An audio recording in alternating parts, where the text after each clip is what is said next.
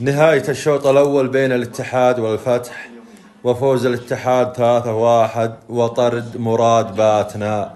والآن راح تسمعون الاستديو التحليلي وش يقولون.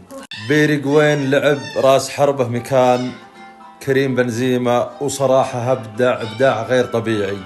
سجل هدفين بشوط واحد وكان يدافع ومستواه عالي جدا.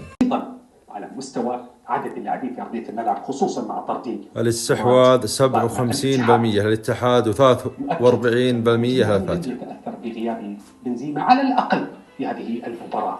8 أهداف للاتحاد في 3 أشواط مع انطلاق هذا الموسم. والخطر مهاجمين بطبيعه الحال كميه الفرديه عند الفرق اليوم. اولا شاهدنا بيريغوين في بدايه المباراه تقريبا مره في 3 مناسبات كان ممكن يجي ضربه جزاء، ثم لاعب عوار محاوله فرديه سجل منها هدف. اعتقد ان المشاكل كبيره في الدفاعات، دفاع سواء الفتح دفاع سيء كبيره، لكن انا الشيء اللي واضح ان دفاعات الفريقين مع دفاعات سيئه خصوصا الفتح.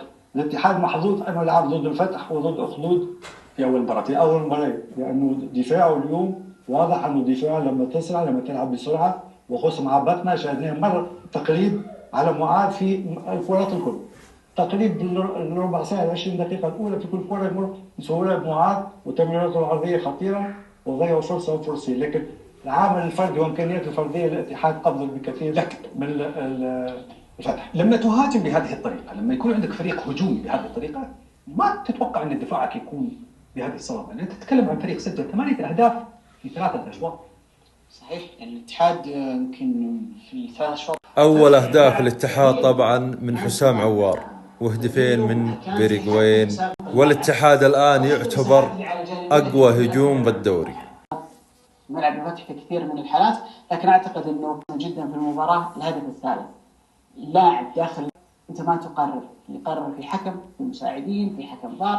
طالما الحكم يرى أن الحالة سليمة والهدف سليم كمل أنت لسه في الجيم والمباراة، يعني عندك فرصة أنك تعود في المباراة. فقط تركيز المراد. أنا أعتقد أنه الكرت الأصفر الثاني اللي غادر فيه المباراة هو نتيجة الكرت الأول لأنه تنرفز وخرج من تركيزه، فبالتالي يرتكب الغلطة اللي صارت في نهاية شوط المباراة الأول وحط فريقه في نقطة. الفارق ما بين يعني تكلم كابتن طارق دياب وقال دفاعات الفريقين فيهم مشاكل، بس الفارق ان الاتحاد سجل 3، الفتح ما قدر يسجل هذا الكم من الاهداف، ما قدر يستغل هذه الفرص. اخطاء كبيره جدا في الفتح في التمركز الدفاعي الجماعي. شوط اول ممتاز للاتحاد، والشوط الثاني بإذن